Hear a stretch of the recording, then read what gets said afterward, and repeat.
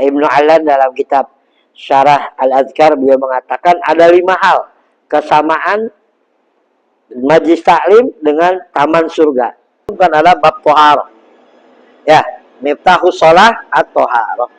Kunci kesahan sholat adalah toharoh. Nah, toharoh itu ada 4. Ada wudhu, ada mandi wajib, ada tayamum, ada menghilangkan najis. Dalam bab wudhu, ya Allah Subhanahu wa taala berfirman, "Idza kuntum ila sholati faghsilu wujuhakum wa aydiyakum ila marafiq wamsahu birusikum wa arjulakum ilal ka'bain."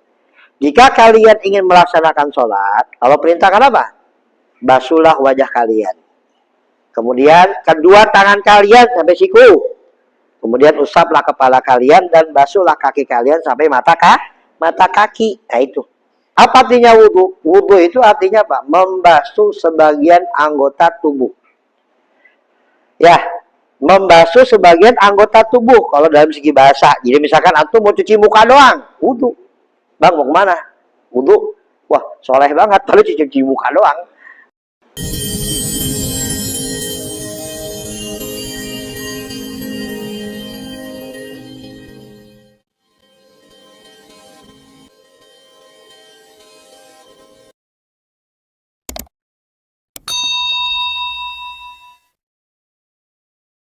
Bismillahirrahmanirrahim. Nabtau hadza sahbiniyati ana nafir dunub wa istaghfir sahul matub wa yasirumu wa hajati bari maqasid salim min gani min mahfudin marzukin warzuqna rizqan katsiran halalan tayyiban bi ghairi ta'ab wa la mashaqqah wa la mihna wa la minna warzuqna kamal muttabi ila habibina Muhammadin sallallahu alaihi wasallam bil aqwal wal afal wa niyat al ibadat wal adat warzuqna asdal khatimah indal mulk wa ratul umr fi ta'ati ridha وخير العافية نصيحة تامة والعافية كاملة فإن الله يتقبل الصلاة والتوبة والذكر والدعاء يعد الجاب ولكن حج بالتحرم وهجرة النبي عليه الصلاة والسلام وبنياتنا العلوم التعليم والنقل والانتباه والتذكر التذكير والإفادة الاستفادة والحث على التمسك بكتاب الله وسنة رسوله والدعاء إلى الهدى والدعاء على خير ابتغاء وجه الله مرضاته وقرب وثوابه سبحانه وتعالى مسلمنا وأسلافنا وأجدادنا وهم الصالحون أبو حسن البحرين وخديجة بن حبيب الحبس الشهداء ومدهنياتنا في نياتهم وأمانا في عملهم وغاسنا مقاصدهم واستدعى روح طاهر زكية في هذه الساعة في هذا المسجد في هذا المجلس وأنستر والدنا ومشايخنا على هدينا على كل نية صالحة جامعة شاملة من خير الدنيا ونعم الآخرة إلى حضرة النبي محمد صلى الله عليه وسلم ندي لهم الفاتحة.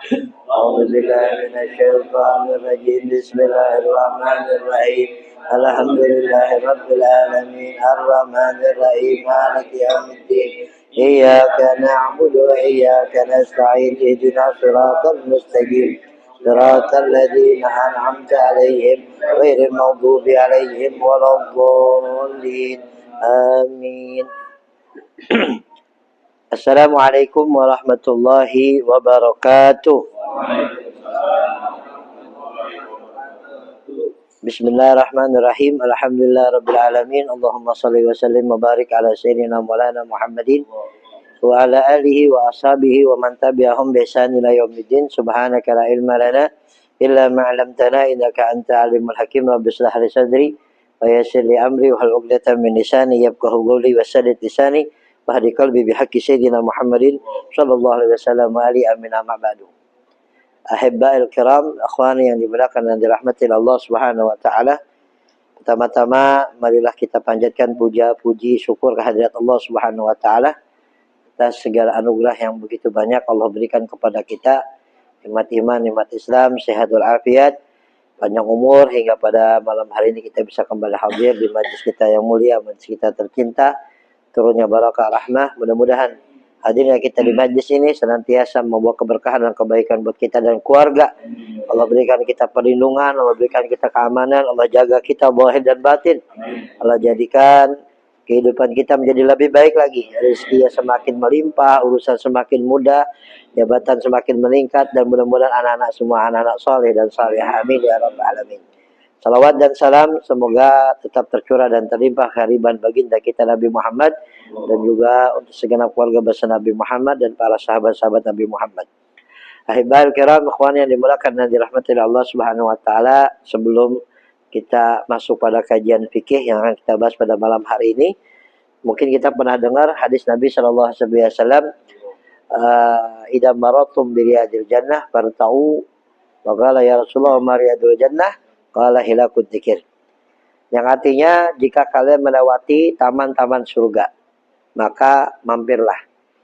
Ya, wartau itu nikmatilah. Ambil sebanyak-banyak yang ada di situ. Seperti halnya kita kalau masuk ke sebuah taman. Ya kita kan nggak mungkin di taman cuma numpang tidur doang.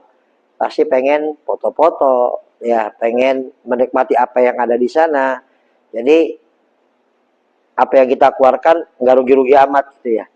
Jadi kalau kita ke taman kan kita main sana, nggak mungkin kita berada di satu tempat. Pasti pengen menikmati apa yang ada di sana. Kalau perlu kita nggak tidur sama sekali. Pengen nikmati sana ke sini, spot-spot yang bagus kita datangi segala macam. Ya begitulah. Ketika kita melewati taman-taman surga seperti itu, maka sahabat tanya, taman surga itu apa ya Rasulullah? Hilakut dzikir, hilakut dzikir. Maksudnya apa? Ketika kita berada di majlis ilmu, berada di majlis taklim, apa yang disampaikan di sana ambil sebanyak-banyaknya. Jangan hanya cuil. Ya, kayak kita di majlis ilmu, kayak kita di taman, nggak akan kita sia-siakan yang ada di sana. Pengen diambil semua. Kalau perlu oleh-oleh borong semua yang ada di sana. Karena tentu apa yang kita dapatkan di majlis di taman tersebut tidak kita dapatkan di rumah. Ya, maka kadang-kadang kita pulang dari tempat tersebut bawa oleh-oleh yang banyak, ya bawa pernak-pernik, bawa aksesoris dan sebagainya. Jadi nggak ada yang ketinggalan. Nah, begitulah kita di majlis ilmu. Jangan sampai ada ketinggalan apa yang disampaikan, apa yang diutarakan, catat, pahami, bawa pulang, amalkan. Jadi berangkat dalam keadaan kosong, pulang dalam keadaan penuh. Ya, pulang dalam keadaan sedikit, berangkat dalam keadaan sedikit, pulang dalam keadaan luber seperti itu. Ya, Nabi Shallallahu Alaihi Wasallam menyamakan majlis ilmu dengan taman surga itu dari sisi apa? Ya, majlis ilmu dengan taman surga itu dari sisi apa? Nah, di sini ada 5 hal kesamaan antara majlis ilmu dengan taman surga. Maka Nabi menamakan majlis ilmu, majlis zikir ada taman surga. Ya, Ibnu Alan dalam kitab Syarah Al-Adhkar beliau mengatakan ada 5 hal kesamaan majlis taklim dengan taman surga. Yang pertama, sebagaimana penduduk surga mendapatkan apa yang dia inginkan, orang-orang yang di majlis taklim pun akan mendapatkan apa yang dia inginkan, bahkan lebih utama. Kata Rasulullah apa? Man syaghalahu dzikri an mas'alati ataituhu afdhala ma utiya sa'ilin. Barang siapa yang kesibukannya mengingat aku, ya diantara mengingat Allah ini ya kita majlis taklim ini dalam rangka mengingat Allah. Bahkan dikatakan paling afdalnya mengingat Allah ya ini majlis ilmu. An mas'alati, daripada banyak meminta kepadaku. Ya sibuknya mengingat Allah, sibuknya majlis taklim, lupa minta sama Allah. Atau itu ma'utiya sa'ilin. Aku akan berikan kepada dia apa saja yang lebih utama aku berikan kepada orang-orang yang minta. Apa yang orang yang minta apa? Allah kasih yang lebih utama buat orang yang duduk di majlis ilmu. Buat duduk yang di majlis taklim. Itu yang pertama. Yang kedua, sebagaimana penduduk surga mendapatkan rahmat, penduduk majlis taklim pun, orang-orang yang di majlis taklim pun akan juga mendapatkan rahmat. Dalam hadis dikatakan ghasyiyat alaihimur rahmah. Allah selimuti, ya, bukan tanazzalat alaihir rahmah saja, bukan turun rahmat, tapi ghasyiyat, sifatnya menutupi semua. Seperti selimut. Ya, selimut kan menutupi semua. Maka rahmat yang turun di majlis taklim itu menyelimuti semuanya. Enggak ada yang enggak kena, kecuali kena semua. Kuyup semua dengan rahmat. Kemudian yang ketiga, sebagaimana penduduk surga didatangin para malaikat, majlis taklim pun juga didatangin oleh malaikat. Sebagaimana dalam hadis Nabi mengatakan tanazzala alaihimul malaikat. Turun kepada mereka malaikat. Kemudian yang keempat, sebagaimana penduduk surga ada orang-orang yang bahagia, orang-orang majlis taklim pun orang-orang yang bahagia. Ya, ada yang susah di sini? Nggak ada. Ya, nggak tahu kalau pulang ke rumah. Ya, melihat ya dia lagi. Sumbang lagi dah ya. Ya enggak ya, insya Allah enggak ya. Ya, sebagaimana penduduk surga adalah orang bahagia, orangnya di majelis ilmu pun orang bahagia. Ya, kita pernah dengar hadis, hum qaumun la yashqa bihim jalisuhum. Mereka yang duduk di majelis ilmu, di majelis taklim adalah orang-orang yang siapapun duduk bersama mereka nggak bakalan celaka. Ada orang duduk sama kita, niatnya bukan pengen di majelis taklim, karena di rumah sepi, bini kagak ada. Ya, iseng di rumahnya, atau mati lampu, atau bini kagak masakin malam-malam. Ah, dia salami enak makan nih ntar habis ini. Ya, ya makan apa nih? Pomil aja. Bubur sumsum. Langsung nelen itu mah ibunya. Ya, ya baik dong ini makan bubur sumsum. Ya. Maka orang yang siapa yang duduk bersama mereka nggak akan celaka. Maknanya apa? Orang lain aja nggak bisa celaka gara-gara dia, apalagi kehidupan dia. Nah, ya orang lain aja bisa bahagia gara-gara dia, apalagi kehidupan dia. Pasti lebih bahagia. Kemudian yang kelima, hatinya orang-orang surga tenang. Ya, kalau antum punya hati tenang, berarti antum calon surga. Amin. Tapi kalau mumet terus, susah terus, hati-hati. Takutnya bukan penduduk surga. Ya, sebagaimana penduduk surga tenang, orang-orang yang di majelis taklim pun tenang.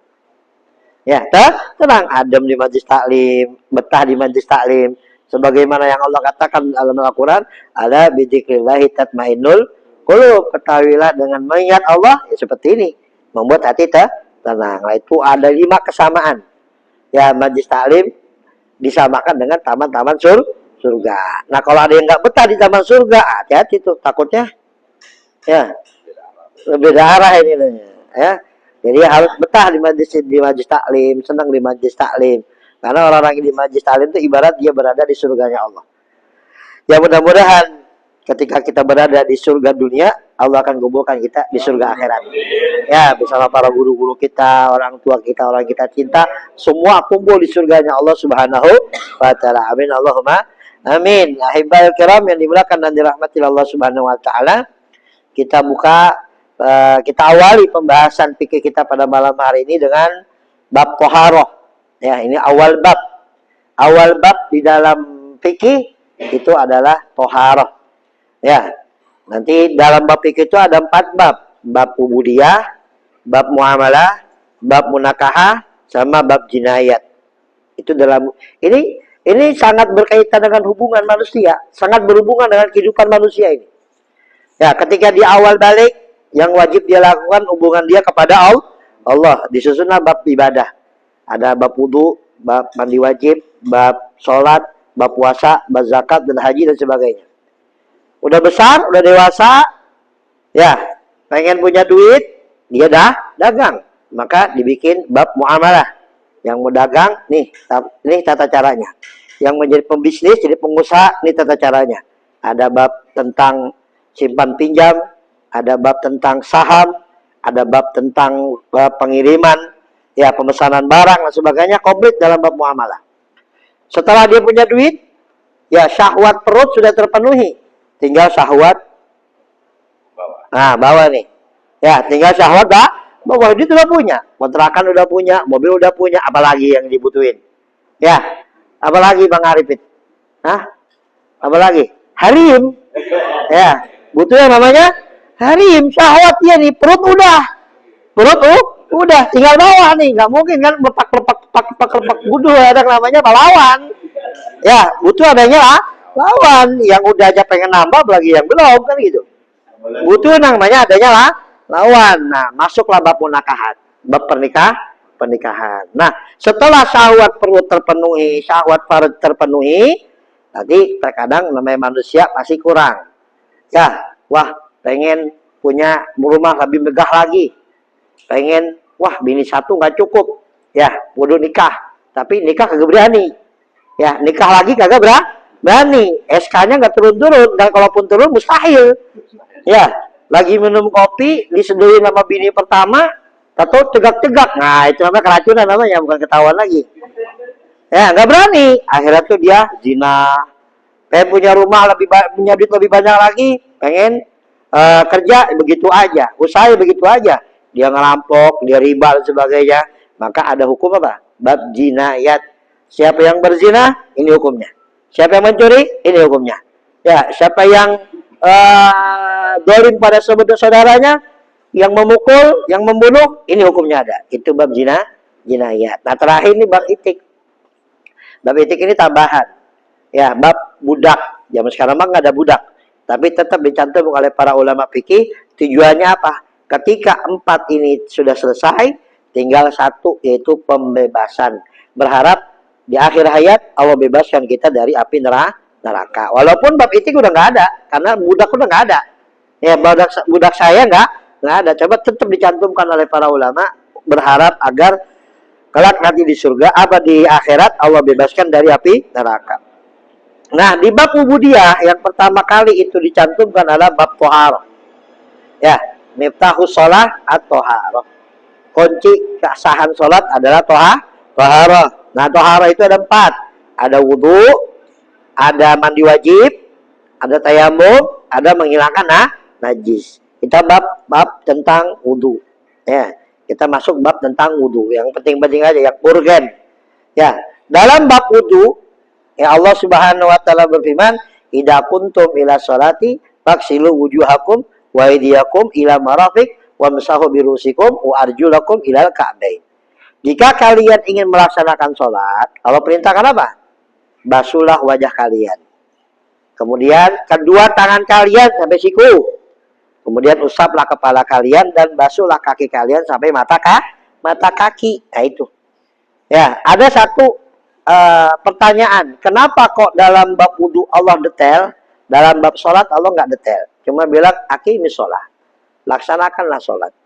Tapi dalam bab wudu Allah jelaskan satu persatu. Ya, apa hikmahnya? Kata ulama, kalau wudu para sahabat biasanya di rumah masing-masing. Ya, di rumah masing-masing. Jadi butuh pembelajaran. Maka Allah turunkan ayat yang lengkap. Tapi kalau sholat, karena lihat Nabi, ya mereka nggak ada yang sholat sendiri. Sholat berjamaah semua. Dan mereka berjamaah dengan Nabi. Sehingga melihat Nabi, begitu ya mereka lakukan. Maka Nabi hanya mengatakan, "Shollu kama ra'aitumuni usolli." Udah, ente sholat, lihat anak sholat. Gimana caranya? Udah itu ikutin. Hai. Ya, itu hikmah. Kenapa dalam bab wudu lengkap, tapi dalam bab sholat enggak. Cuma aqimis sholatnya. Laksanakan sholat. Nah, dalam bab wudu, ya, wudu, apa artinya wudu? Wudu itu artinya apa? Membasuh sebagian anggota tubuh. Ya, membasuh sebagian anggota tubuh kalau dalam segi bahasa. Jadi misalkan antum mau cuci muka doang, wudu. Bang mau kemana? Wudu. Wah, soleh banget kalau cuci muka doang. Ya, mau makan, bang ngapain? Wudu. Padahal cuma cuci tangan doang. Wudu dikatakan wudu karena membasuh sebagian anggota tubuh. Nah, kalau dalam umum fikih, bab wudu apa? Membasuh sebagian anggota tubuh yang khusus. Nah, ada yang khususnya. Ya, yang khususnya apa di sini? Apa anggota wudhu yang wajib dibasuh? Ayo, yang nggak bisa berdiri, tangan kaki angkat 1, jewer. Nah, apa anggota wudhu yang wajib dibasuh? Yang pertama, muka. Yang kedua, tangan. 3, kepala. 4, kaki. Ada 5? Ada 5? Ada 5 nggak?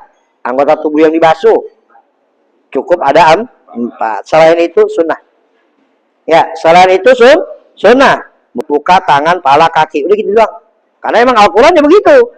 Baksilu wujuhakum wa aydiyakum minal marafiq wamsahu birusikum wa arjulakum minal ka'bain. Selainnya itu sunnah.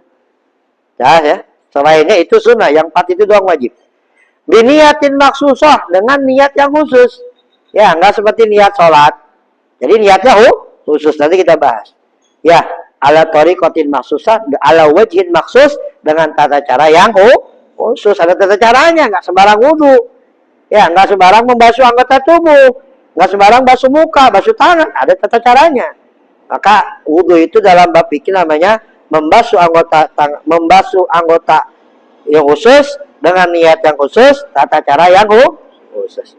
Nah, dalam ilmu fikih, wudu itu ada 4 rukun. Ya, ada 4 rukun. Rukun apa sih? Sesuatu yang wajib dilakukan. Kalau nggak dilakukan, nggak sah wudunya. Ya, ada 4 rukun. Dalam bab sholat namakan arkanus sholat. dalam bab wudu namanya furudul wudu, beda. Ya, dalam bab wudu namanya furudul wudu, dalam bab sholat namanya arkanus sholat. Padahal sama-sama. Kenapa dibedakan? Ya, karena kalau sholat itu harus dilaksanakan satu tempat. Kalau wudu boleh di berbagai macam tempat. Basuh muka tangan di rumah, basuh pala kaki di musola, boleh. Ya, boleh. Nyicil muka di rumah. Ya, tangan di rumah RW. Ya, kaki pasar. Muka pala di pasar. Balik lagi pala di musola. Muter gitu, gak apa-apa. Tapi kalau sholat gak boleh. Takbir di rumah, sujudnya di musola, nggak bisa. Ya, nggak bisa, harus di tempat satu tempat. Ya, takbir di musola, ya ruku sujud di musola, nggak bisa berubah. Makanya dengan kalimat rukun. Nah, fardul wudu itu ada 6. Nah, tadi bukannya 4 dari Al-Quran.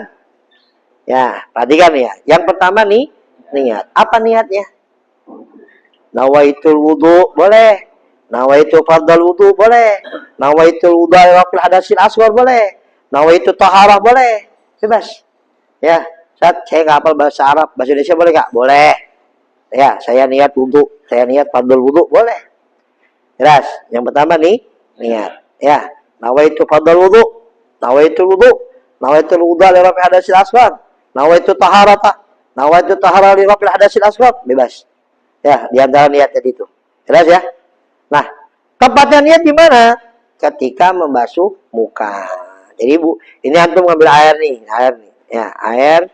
Ya, sunnahnya kita awal sekaligus langsung borong sunnah ya. Kita nyalain air, jangan terlalu kencang, jangan terlalu besar, biasa aja. Penting air loncor kita bisa pakai. Baca a'udzubillahi minasyaitonirrajim pertama, sambil basuh tangan. A'udzubillahi minasyaitonirrajim, bismillahirrahmanirrahim. Niat nawaitu sunanal wudu. Nawaitu sunanal wudu. Ini kalau kita niatkan nawaitu sunanal wudu, maka sunnah-sunnah yang kita lakukan dapat pahala. Kumur-kumur sunnah apa wajib? Sunnah, dapat pahala. Hidung sunnah apa wajib? Sunnah, dapat pahala. Tapi kalau kita nggak niatkan nawaitu sunanal wudu, nggak ada pahala ini. Mulut nggak ada pahala, hidung nggak ada pahala. Kecuali kalau kita niatkan setiap kali basuh baru dapat pahala.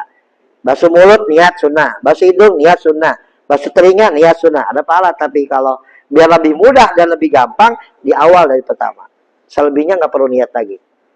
Ya, jadi ketika a'udzubillahi minasyaitonirrajim, tangan sambil diginikan. Bismillahirrahmanirrahim, nawaitu sunanal wudu. Tangan diginikan sela-sela jari. Ya, kemudian baru kumur-kumur. Ya, sunnah itu kalau kumur-kumur dalam bab fikih itu ada 6 cara. 6 cara. 3 cara nyambung, 3 cara misah. Ya, daripada lama-lama udah ambil satu cara yang paling abdol, yaitu cara nyambung. Ya, kalau mau semuanya, ya datang ke rumah bawa ayam hitam. Ayam cuman nih ya. Ya. Ya, kalau wah saya mau tahu semuanya Pak Ustaz, datang ke rumah. Ya, Allah. Aku 2 dus 3 dus mau di bawah ya. Ya. Nah, kita ambil yang paling cara yang paling utama. Apa? Wasol. Wasol bagaimana? Ambil satu gayung, satu ciduk nih, untuk mulut dan hidung. Satu gayung, mulut, hidung. Ambil lagi. Tuh. Ya. Walaupun cara-cara yang lain lebih bersih. Ya, cara-cara yang lain lebih bersih, lebih banyak airnya. Cuma ini yang lebih sunnah. Satu gayung, mulut, hidung. Ambil lagi, mulut, hidung. Ambil lagi, mulut, dan hidung. Kalau kita nggak basuh mulut, makruh. Ya, dan diawali mulut dulu, jangan hidung dulu, mulut dulu. Kalau kita hidung dulu, basuh mulut, nggak sah. Ya, hidung dulu, baru mulut, nggak sah. Tapi mulut dulu, baru hidung. Itu caranya. Karena itu sunnah mustahab. Sunnah yang harus didahulukan. Karena ada yang bilang mulut itu wajib. Ya, ada dalam mazhab Syafi'i pembasuhan mulut itu wajib. Sehingga kalau kita nggak basuh mulut, ada yang menganggap wudhu kita nggak sah. Makanya makruh untuk tidak kumur-kumur. Ya, jadi mulut dulu, baru hidung. Selesai sudah. Mulut, hidung, mulut, hidung, dan sebagainya. Nah, kemudian baru muka. Niat lagi. Nawaitu wudu'a li raf'il hadatsil asghar. Basuh muka semuanya. Ya. Kuping ada yang bilang bagian dari muka. Kepala ada yang bilang bagian dari muka. Maka untuk mendapatkan semua wudhu kita sah, jangan hanya batas muka saja kita. Batas muka kan dari sini, sini. Dari telinga kanan, telinga kiri. Diambil semuanya. Ya, pas ini kita ambil air sunnahnya dari atas kepala. Nawaitul wudu'a li raf'il hadatsil asghari lillahi ta'ala. Kuping juga diginikan, tes. Ya, masuk lagi. Tuh semuanya. Kuping juga diginikan lagi. Tes. Leher gini. 3 kali itu. Ya. Jangan nawaitu wudu'a li raf'il hadatsil asghar. Enggak sah. Atau nawaitu wudu'a li raf'il hadatsil asghar. Enggak sah. Tapi ketika air jatuh ke muka pertama kali, itu yang dianjurkan dan itu yang sah. Jadi nawaitu wudu'a li raf'il hadatsil asghar. Ya, jadi basuh muka seluruhnya walaupun batas muka sini sampai sini, tapi kata ulama tidak sah membasuh muka kecuali melebihkan ke bagian kepala. Maka melebihkan ke bagian kepala itu hukumnya wajib. Tidak sempurna membasuh bagian bawah muka kecuali sampai leher, maka membasuh sampai leher itu hukumnya wajib. Jadi harus dilebihin, jangan pas muka. Ya, batas muka kan dari sini ke atas tuh. Ya, ini bagian sini bagian muka. Maka dibasuh semuanya biar wudhu kita sah. Kata Sayyidi Habib Salim Asy'ari rahmatullah, barang siapa yang berwudhu dengan sunnah-sunnah wudhu dalam madhab Syafi'i, maka wudhunya sah menurut 4 madhab. Ya, tapi kalau hanya yang wajib-wajib saja, ada yang mengatakan madhab anu, wudhu kita nggak sah. Madhab anu, wudhu kita nggak sah. Maka kalau kita perhatikan sunnah-sunnah wudhu dalam madhab Syafi'i, wudhu kita menurut seluruh madhab sah. Mau dari madhab mana saja, sah wudhu kita. Karena sebagian dari madhab yang lain, dalam madhab Syafi'i sunnah. Walaupun dalam madhab yang lain hukumnya wajib. Seperti gosok-gosok. Itu sunnah dalam madhab Syafi'i. Tapi madhab Malik wajib. Ya, basuh seluruh kepala. Itu sunnah dari madhab Syafi'i. Tapi madhab Malik hukumnya wajib. Nah, kalau bisa semuanya dibasuh. Itu muka, jelas ya. Nah, kemudian basuh tangan. Ya. Antara nuang sendiri dengan dituangin atau dengan keran, itu beda cara sunnahnya. Kita bicara sunnah. Ya, dengan menuangkan sendiri atau dituangkan atau dengan keran, itu sama aja dituangkan, itu caranya sunnahnya beda. Ya, kalau kita nuang sendiri dari atas ini gayung gini. Ya. Gayung lagi dari atas. Ya, dari bawah, dari jari-jari. Tapi kalau dengan keran atau dituangin dari sini. Nah, itu caranya. Cuma kalau nggak seperti itu ya nggak apa-apa. Ini hanya sunnah. Yang penting tangan dibasuh. Tangan kanan dulu, baru tangan kiri. Nah, dilebihkan sampai lebih dari siku. Sama halnya kita membasuh muka harus lebih, membasuh tangan pun harus lebih. Kan memang Al-Quran bilang mengatakan waksilu wujuhakum wa aydiyakum minal marafiq. Basuh mukamu dan tanganmu sampai siku. Ya memang, benar sampai siku. Tapi ada bab yang lain, yaitu melebihkan basuhan tangan. Nah, melebihkan basuhan tangan itu hukumnya wajib. Kenapa? Karena nggak sempurna basuh tangan kayak diselebihin. Ya, tidak sempurna pembasuhan tangan kecuali dengan dilebihkan. Maka melebihkan hukumnya wajib. Kalau pas siku nggak sah. Pas siku mungkin karena baju kita slim ya, udah kita ginikan susah. Ya makanya kalau udah punya baju seperti itu buka. Ya, atau diangkat sampai sini. Basahin. Kalau nggak bisa sampai sini doang, Ustaz, harus basah airnya. Biar air basah sampai ke melebihi siku. Ya, begitu juga yang kiri seperti itu. Harus sampai di atas siku. Sedikit nggak apa-apa.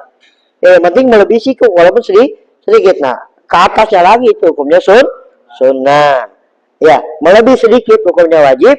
Ya, melebihi yang banyak hukumnya sunnah. Itu basuh tangan. Kemudian setelah basuh tangan apa? Basuh rambut. Ya. Satu helai rambut boleh? Boleh. Ujungnya rambut doang boleh? Boleh. Yang penting ada di atas rambut, di atas kepala. Ya, kita rambutnya panjang. Ada orang rambutnya panjang. Ya, rambutnya panjang segini. Basuh sini doang. Boleh nggak? Perempuan basuh sini doang. Boleh nggak? Hah? Nggak boleh. Harus basuh yang ada di batas kepala. Ini batas kepala nggak? Oh, enggak. Di luar batas kepala. Makanya bolehnya yang di sini. Batas kepala dari sini. Atas telinga sampai tengkuk. Nih tengkuk sini nih. Ya, yang ada buntut kasiran bau kuning sini. Ya. Bukan kalau dulu mah katanya kalau ini ada kasiran pelit ya. Ya, pelit ya. Bau kuning buntut kasiran, dosa lu dibagi sama dia. Ya, bagi pahala, dosa lu dibagi. Ya, nah di sini. Batas kepala di sini, dari sini ke sini. Ya, nah ambil sini nggak apa-apa, sini nggak apa-apa, sini nggak apa-apa. Tapi kalau yang di sini nggak sah. Ya, atau rambut panjang ya ada poninya. Ya ada poninya misalkan, ya ada poninya. Tuh kayak siapa? Atil. Sini doang nih, nggak sah. Harus ada di sini. Ambil air sini, taruh sini. Nah, kalau tetesin doang boleh nggak? Pakai peci 2 jam. Ya, pakai peci, pakai imamah. Wah, mau diangkat begini kayaknya gimana gitu. Karena udah makanya 2 jam lebih nih. Ya, nyetelnya ribet lagi dia. Nggak kayak yang di perindapan. Kalau perindapan kan langsung plek gitu ya. Udah kayak kue tar gitu kan. Plek. Kalau ini kan nggak pakai dulu. Udah gitu 10 meter lagi bentes pak. Pokoknya pegel banget tuh. Nah sekarang dia wudhu. Airnya ini, ya dia mau buka susah. Kalau buka berombak lagi. Dia guyur atasnya. Ngerembes air ke dalam. Sah nggak? Sah nggak? Sah nggak? Dia guyur air di atasnya, dia rembes. Sah nggak? Sah. Karena apa? Airnya masuk. Dengan niatan membasuh rambut. Nggak apa-apa. Yang penting nyampe. Kalau nggak nyampe, nggak basah rambutnya nggak sah. Kalau diguyur, kalau gini mah nggak nyampe. Ya kecuali mungkin tipis, ya tipis gini doang, air ngerembes ke dalam, nggak apa-apa, sah. Paham ya? Itu kalau pakai songkok, ya atau rambutnya udah rapi buat, udah pakai klibis, pakai minyak rambut apa namanya? Lavender, apa lagi? Oh, ya orang aring biasanya. Ya, orang aring. Ya, ambil dikit aja ujungnya doang. Ujungnya doang sini nih, ambil. Sah nggak?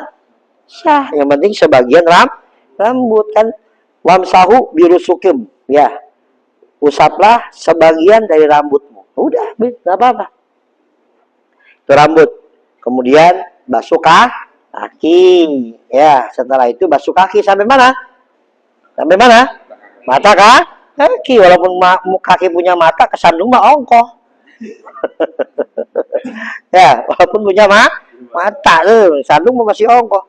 Ya, nah sampai mata kaki pun dilebihkan. Ya, pembasuhan juga dilebih sampai di atas, hampir di bawah betis.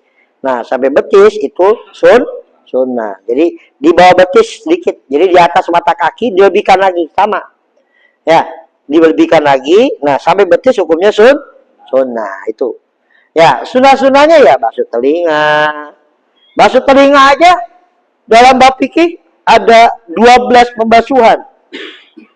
Basuh telinga bang, 12 pembasuhan dalam ilmu fikih. Yang kita tahu berapa? Hah? 3 kali ya? 3 kali pembasuhan. Ini 12. Sunnahnya basuh telinga tuh bayangin. Nggak tanggung-tanggung. Ya, 3 kali bersama muka. 3 kali bersama kepala. Sudah berapa? 6. 3 kali sendiri digosokin. Berapa sudah? 3 kali ambil air di kelingking, masukin. Berapa kali? 12? Berapa? Enggak. Ya, 15 ya. Ada bukan 12, 15. Jadi air ini Pak, 12. Ambil air lagi. Gini kan. 15. Ya, 15 kesunahan dalam basuh telinga. Makanya dalam bab wudu itu sunahnya banyak. Ya, sunahnya banyak. Ada yang bilang sampai 50. Ya. Bahkan kata ada satu kisah Al-Habib Ahmad bin Hasan Al-Attas. Al-Habib Ahmad bin Hasan Al-Attas Waktu itu datang ke Mesir. Ketika datang ke Mesir, ya siapa yang bisa menentukan sunnah wudhu terbanyak, dia yang jadi imam di Masjid Al-Azhar pada waktu itu. Ya, kemudian ada yang sampai 20, ada yang sampai 30, ada yang sampai 50. Ibnu Ahmad bin Hasan Al-Attas, ya gurunya Ibnu Al-Habsyi, mengatakan dalam wudhu ada 100 sunnah. Sebutin semuanya, tangtung 100 beserta dalil-dalilnya. Udah orang Azhar angkat tangan semua. Ternyata orang Hadramut begini ya. Ilmunya nggak tanggung-tanggung. Orang Azhar salah. Orang Al-Azhar salah. Gitu. Pernah ada orang Al-Azhar ngirim surat. Yang ngirim surat ke Hadramut meremehkan ulama-ulama Hadramut. Akhirnya itu ini zaman Habib Al-Habsyi. Disuruh kata Habib Al-Habsyi dipanggil tukang kopinya. Ini nih. Ya, tukang kopi pengen. Ente datang ke Al-Azhar, ente nasihatin mereka. Mereka ulama, kita juga ulama. Jangan sombong. Ya, sudah. Berangkat di tukang kopinya ke sana. Dari tukang kopi ke sana. Ya. Mana tempat ulama Azhar kumpul? Oh, di gedung sana Al-Azhar. Oh. Mengapain anak mau datang silaturahmi? Dari mana nih? Hadramut. Hadramut. Kampung. Main. Hadramut. Ayo dah. Sampai sana. Ya nggak boleh masuk.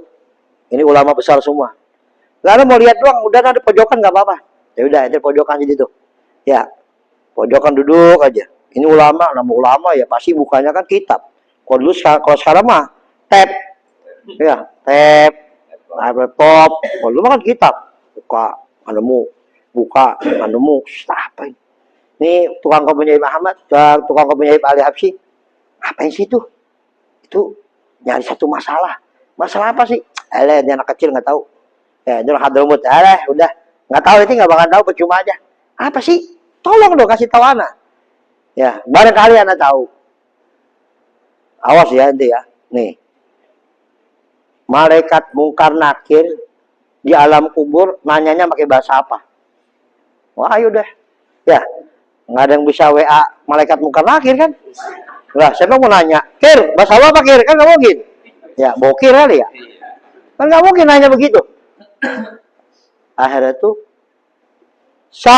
berhari-hari kalian nyari masa jawabannya nggak nemu juga di kitab ini. Saya nih muridnya Ali bin Muhammad bin Husain Al-Habsyi. Ya, umur 10 tahun saya udah tahu jawabannya. Masa? Tahu jawabannya? Ayo kasih tahu. Dulu, saya mau ngomong dulu di atas mimbar. Ya, taruh di atas mimbar.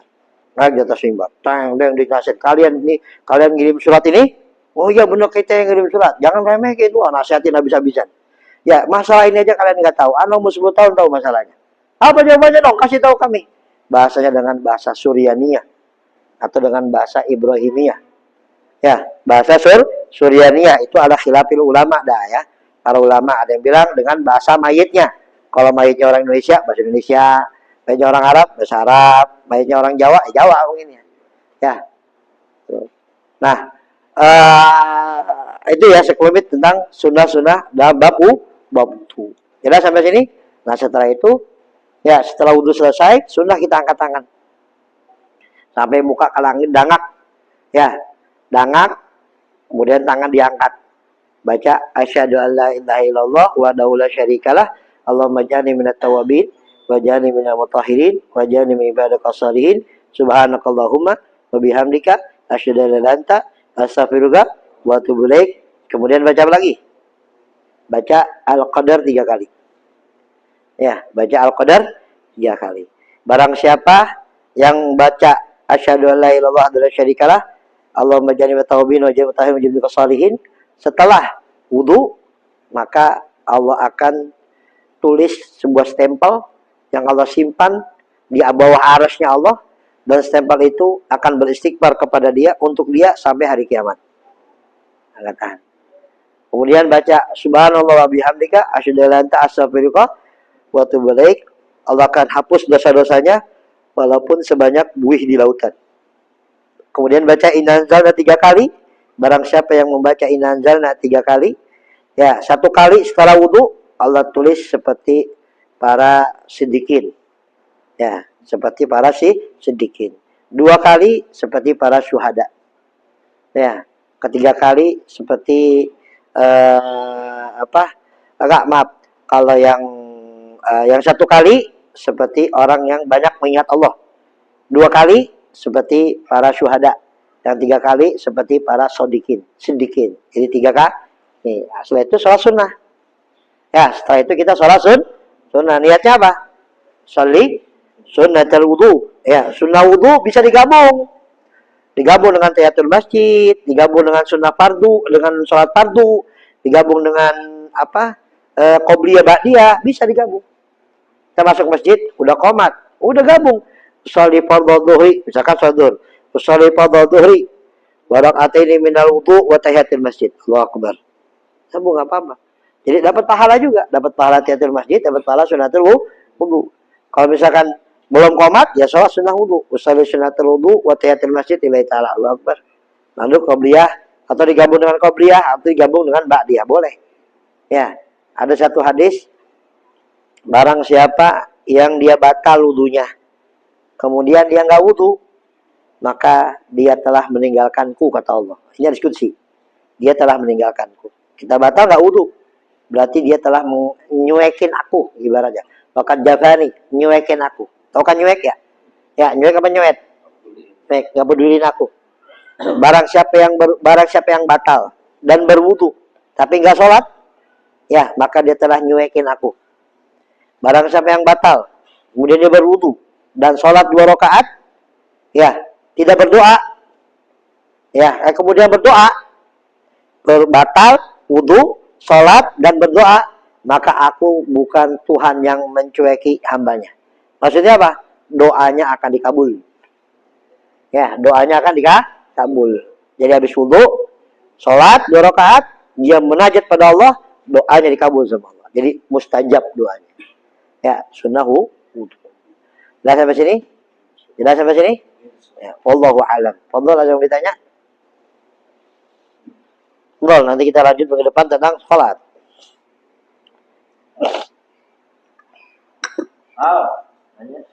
Ayo. Nggak nanya, Ima udah paham semua atau nggak paham semua?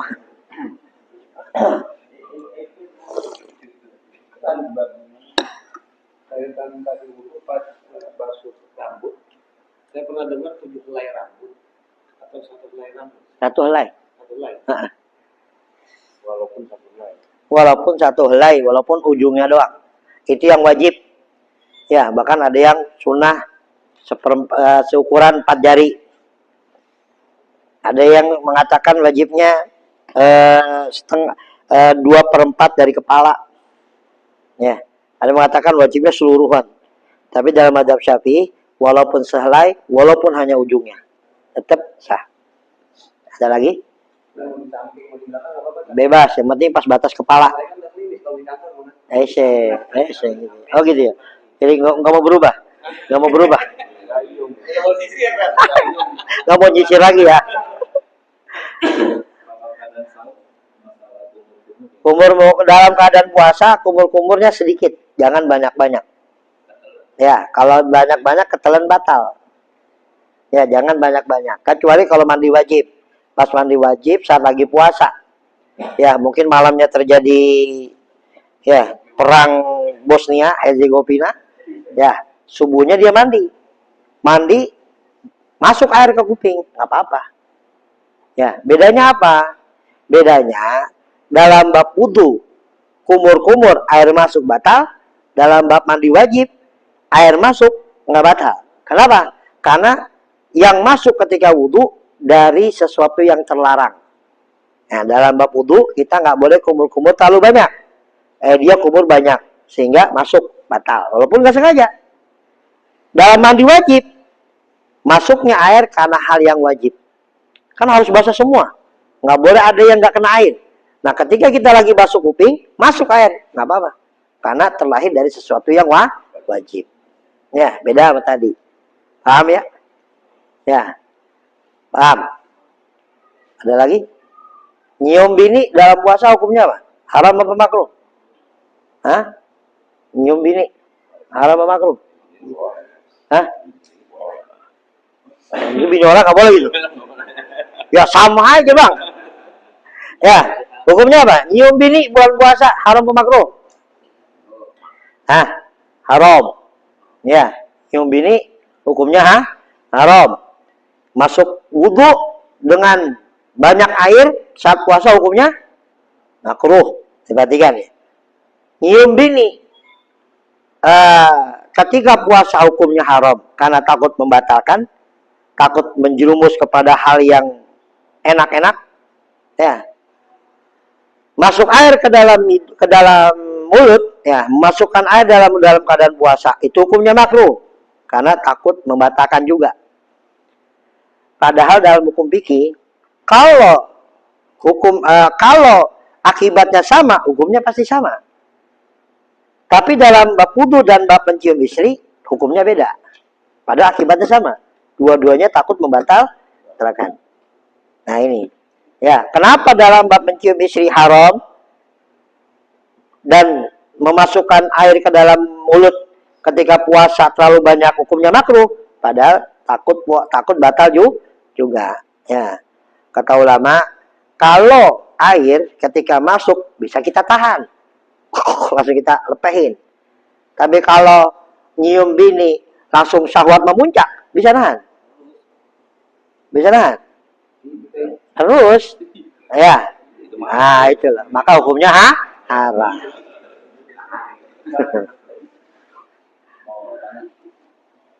Ada kita jika di kamar mandi yang ada toilet.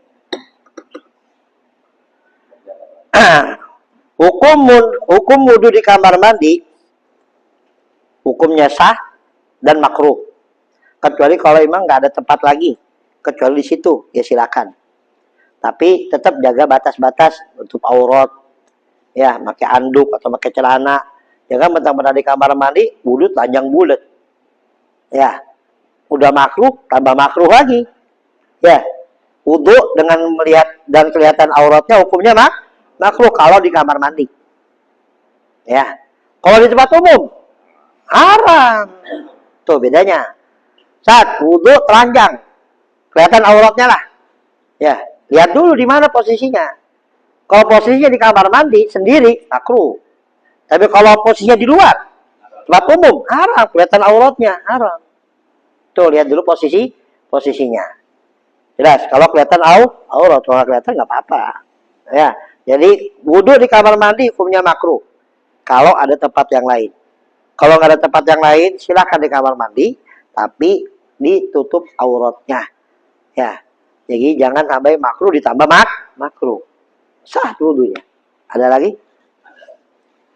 Dan kalau misalkan pas giliran masuk tangan, terus airnya habis. Belum sebagian semua yang kena. Kalau emang masih ada air lagi, misalkan di tempat sebelah ada air, ya lanjutkan. Lanjutkan tangan kanan nih. Ya baru tangan kanan doang, tangan kiri belum, kepala sama kaki. Lanjutkan tangan sebelah. Lanjutkan di ruangan sebelah, air. Ya, nggak usah dari pertama lagi, nggak usah. Boleh dengan air yang ada di situ, bukan dari keran. Kalau dari itu kan itu mustakmal, nggak boleh dipakai lagi, gitu. Ya, jadi wudhu itu dengan air yang tohir mutahhir, dengan air mustakmal nggak boleh. Ada lagi? Tata cara wudhu di laut, nyemplung aja, nyemplung sah, ya, biar cepat. Nah air nih, langsung nawaitu fadhal wudhu, selesai udah, bismillah. Itu namanya tartib takdiri namanya. Tartib takdiri. Jadi nggak perlu kita gosok muka, basuh tangan, udah innalillahi kita kelar-kelar. Ya. Jadi nyelam aja udah nggak apa biar cepat. Nawaitu fadhal wudhu, udah selesai bangun. Nggak perlu gosok muka. Kan kalau Imam Rafi kan mengharuskan selama kita wudhu di luar air tadi. Kalau wudhu kita di luar air tadi itu 5 menit, maka wudhu nyelam dalam air 5 menit. Innalillahi. Ya, kenapa? Makanya kata ulama dalam Imam Nawawi cukup nyelam bentaran, nawaitu fadhal wudhu, selesai sudah. Ya atau mau secara normal gitu. Ambil air ini apa namanya? Kolam segini airnya. Kita wudhu. Nawaitu barakadas argo terus begini, nggak apa-apa. Ya, pas kepala tinggal kaki goyangin. Goyangin aja di bawah, nggak apa-apa. Gak usah diangkat, terubin lagi. Nggak. Goyangin aja. Tangan digini-giniin, udah nggak apa-apa. Ya, air hujan nih, air hujan. Hujan, terus kayak tadi nih hujan. Wudhu. Langsung nawa itu fadal wudhu. Begini. Ya, kepala kaki ini. Boleh nggak? Kita goyangin dong badan kita. Nawa itu fadal wudhu. Kita nggak gosok. Nawa itu fadal wudhu. Tangan kita giniin. Ya, atau di kocoran, kita muka kita giniin, tangan kita giniin. Ini air nih. Ini kita giniin, kaki kita giniin. Enggak kita gosok, sah nggak? Hah? Sah nggak? Sah. Ya, karena ibaratnya dengan bil ghusli. Ya, dengan pembasuhan. Jadi kalau ada pembasuhan, walaupun bukan dengan kita sendiri yang membasuh, nggak apa-apa. Tapi kalau ada aksesoris misalnya bisa kayak cincin atau Kalau emang nggak masuk air, copotin dulu. Kalau masuk air nggak apa-apa, sunnah diputer-puter. Ya, kalau emang masuk air nggak apa-apa, aksesorisnya dipakai, cuma nanti sunnahnya diputer-puter. Kalau emang masuk, ya walaupun nggak diputer, masuk dia. Ya sunnah puter. Tapi kalau kalau nggak diputer nggak masuk, wajib diputer-puter. Maka lebih baik dicopot. Ada lagi? Kalau di keran kan, kadang saya lihat orang wudhu asal kaki memang di dalam tidak boleh. Ya boleh, yang penting saya mata kaki. Oh gitu. Iya, Langsung aja apa? nggak apa-apa, itu udah termasuk membasuh. Walaupun nggak dengan tangan. Makanya tapi alangkah baiknya dengan tangan. Takutnya di telapak kaki ada kotoran, ada nasi, ya, ada lem atau apa tanah yang kita nggak tahu kan. Ya, kalau pas kita lagi habis sholat, atau ya ada nasi, berarti sholat kita nggak sah. Kenapa? Kita nggak sah. So, makanya pakai dibersihkan. tapi kalau kalau minyak rambut Ya, minyak rambut adalah sesuatu yang mencegah masuknya air. Jadi harus dihilangkan dulu minyak rambutnya. ya tadi kayak Ya, kalau minyak rambutnya sudah nyelap ke rambut, nggak apa-apa. Tapi kalau rambutnya masih klimis, masih nyala gitu, masih mengkeridik-keridik, ya, kayak black opal. Ya, nah itu bagaimana? Berarti kan masih ada minyaknya, harus dibersihkan dulu minyaknya. Kecuali kalau kadang-kadang ada minyak rambut yang udah masuk ke pori-pori kan, ya kering tuh, nah itu nggak apa-apa udah, karena sudah selesai, minyaknya masuk ke pori-pori gitu. Ada lagi? Kalau kepalanya botak, belum botak nggak ada rambutnya. Ya tinggal palanya dipegang, seakan-akan adalah, gitu. Ada,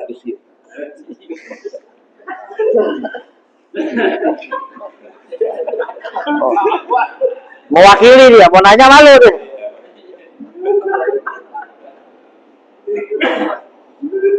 Ya cukup pegang aja udah 3 kali. Apabila ada anggota wudhu, ada luka, ya mungkin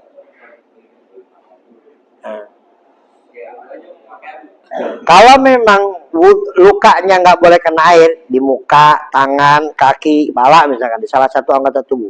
Kalau di atas ini mah nggak jadi masalah ya. Ya wudhu kita aman. Tapi kadang-kadang di sini gimana? Di jari-jari kita diangkat taruh sini lah. Kalau memang nggak boleh kena air, ya kita tayamum nanti. Caranya bagaimana? Bisa luka di sini nih, ya nggak boleh kena air. Ya atau pakai perban dia biar nggak kena air, biar nggak kena debu. Wudhu. Muka dulu yang sehat, nah itu udara pada segar. Nah yang di sini ambil kain atau apa, dipeperin di yang sehat dulu. Ya kalau kita guyur kan nanti kena. Jadi kita peperin, ambil bahan, peperin gini. Yang sehat dulu, yang sehat. Udah selesai, ya yang kiri kita guyur. Dah selesai nih. Keringin, tayamum. Tayamum sebagai pengganti yang ini nggak kena air. Ya, yang ini nggak kena air. Tayamum, muka sama tangan udah. Ya, muka sama tangan. Selesai tayamum, lanjutin pembasuhan. Tadi ya, tangan. Habis tangan apa? Kepala. Baru kaki. Sah sholat. Tapi yang jadi masalah, ya, kalau ada perbannya, kalau ada perbannya, itu wajib qadha. Selama, ini berarti kan. Kalau ada perban, ada hansaplas, ada tensoplas, ya nggak masuk air pasti kan, dia wajib qadha selama menaruh perban tadi belum wudu. Ya, wajib qadha. Atau menaruh perbannya tadi berlebihan. Lukanya di jempol, 5 jari dibalut sama dia. Luka di jempol. Kalau emang jempol ya jempol. Lebay deh itu lebay, ya. Luka di sini, balut semua sih dia udah kayak orang patah tangannya. Lebay, qadha. Ya. Qadha sholat. Ya.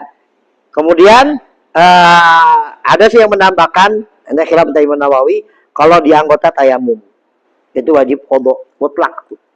Wajib qadha kalau di anggota tayamum, muka sama tangan itu wajib qadha. Ya, walaupun naruhnya dalam keadaan suci, walaupun perbannya kecil sesuai dengan luka, tetap wajib qadha. Kenapa? Karena wudunya nggak sempurna, tayamum nggak sempurna. Ya, kalau di tangan, di muka, qadha salatnya udah. Qadha. Kalau di muka sama tangan. Karena wudunya nggak sempurna, tayamumnya nggak sempurna. Kalau di muka sama tangan. Tapi kalau di kepala, di kaki, di pas wajib ya, bukan di betis ya. Ya, di pas jempolnya, jari-jarinya, di bawah mata kaki lah. Nah, itu caranya tadi. Kalau berlebihan perbannya, meletakkannya tidak dalam keadaan wudu, maka wajib qadha. Ya. Abang, ada lagi? Kalau misalkan kita habis wudu, terus kita bersentuhan sama hewan peliharaan kayak kucing itu membatalkan wudunya nggak? Enggak. Walaupun anjing kita sentuh nggak batal wudunya, nggak apa-apa. Walaupun kita nyentuh anjing basah, nyentuh kucing tangan kita basah, ya, atau nyentuh anjing tangan kita basah, nggak batal wudu. Cuma kalau nyentuh anjing ya harus dibasuh 7 kali, salah satunya dengan debu. Ya, karena tangan kita basah, kecuali tangan kita kering. Nyentuh anjing tangan kita kering, nggak apa-apa. Jab birjab tuhrun bila khilaf. Kering dengan kering suci. Ya, kita gendong anjing cuma tangan kita kering, nggak apa-apa. Ya, kalau tangan kita basah, nah harus dengan 7 kali basuhan dan dengan debu. Nggak batal. Ya, kecuali kalau megang anjing, megang kucing sambil megang bini, batal. Ya, nonton bini. Ya, ada lagi? Kalau kena mentega, ya, harus dibersihin. Ya, ini habis ngadon nih. Ngadon mentega. Bukan ngadon yang lain, ngadon di lagi. Ngadon mentega. Ya, ada kayu. Pintar dia pakai kayu. Dia kalis gitu. Ya, nggak pakai tangan berarti. Diinjek nggak? Oh, harus diinjek. Ya. ini kodenya pada berdoa. Nggak pakai kurban kan? Dangkul kan nggak sunat. Kamu sini.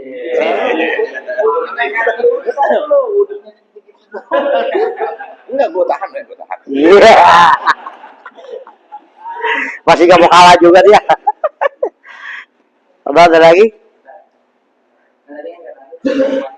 Hah? Semuanya itu kan ya. Tapi ada kayak jenggot atau ya sunnah digini. Kalau emang jenggotnya tipis kayak punya saya ini harus masuk air semuanya. Kalau tebal kayak Habib Ali Jupri, kayak Syed Muhammad Maliki cukup begini doang. Ya cukup gini. Kalau kebenaran saya ini tipis harus diginikan. Ya. Mati kita mau hidup segar, mati kita mau. Ada lagi? Alas. Al-Fatihah bi-qabul wa tamam majlis al-ma'mul subhanallah wa batina la fi kulli shay jari bidan kullu khair lana walidina masyayikhina na kullu muqallibana ma huwa wa afaq wal mutal al-islam liman bila mataram bihan bi hadhihi al-ma'ana taqabbal salawat wa dhikr wa du'a ijabah wa ibadah hajj bi tahram wa ziyarat nabi alaihi salatu wassalam yudi alaina wa alaikum sin ba'da sinina wa anna wa hamdi rabbuna al ikram tibana bisafa khayratina fi ila hadat nabi Muhammad sallallahu alaihi wasallam ya arwah abai ikhwani nabiy muslimin salawat salam sahabat kerabat tabi'in wa jami'a al-ashhad صالحين وعمد رشيد ومسلم حديثين والعلماء من مكان وحرة الكبار وبرز الحسن والبهر وسمع وسبحان ومتجيب محمد الدوان وسيد عبد الله بن رشاد ولاد محمد وكال حسن حسن مشاد وسيد مالك عباس مالي سيدنا جبت حسن جاب ثم رحمة تصدق لهذا المسجد ومن هذا المجلس وتعلم فيه وقال خير فيه وسلم إبراهيم ثم الله يؤذن وعليكم أمتنا وأمتي وأمتي مسلم خاصة عن المتقشون برحمة المغفرة بسيد جناه علينا بركاته وصالحهم وأنوارهم وعلومهم في دين ودين وراجل حزب وجل محمد ويتبنى منتهم وجل تخفي على دينها وصلى جامع شاملة وهدينا من الآخر إلى حد النبي محمد صلى الله عليه وسلم. الفاتحة. أعوذ بالله من الشيطان الرجيم. بسم الله الرحمن الرحيم. الحمد لله رب العالمين الرحمن الرحيم مالك يوم الدين إياك نعبد وإياك نستعين اهدنا الصراط المستقيم صراط الذين أنعمت عليهم غير المغضوب عليهم آمين. يا ربنا اعترفنا بأننا اقتربنا وأننا أشربنا على لظى أشربنا فتب علينا توبة تغسل لكل حوبة واستر لنا العورات وآمن الروعة واغفر لوالدينا ربي ومولودينا والآل والإخوان وسائر الخلان وكل ذي محبة أو جيرة أو صوبة والمسلمين أجمع آمين. يا رب فاسمع فضلا وجودا منا لا باكتساب منا بالمصطفى رسول نهضى بكل سول بالمصطفى رسول نهضى بكل سول بالمصطفى رسول نهضى بكل سول صلى وسلم ربي عليه حتى الحب وآله وصحبه إذا تتصص به والحمد لله بالمجد والثناء حمدا كثيرا دائم محبة النسائم. السلام عليكم ورحمة الله وبركاته.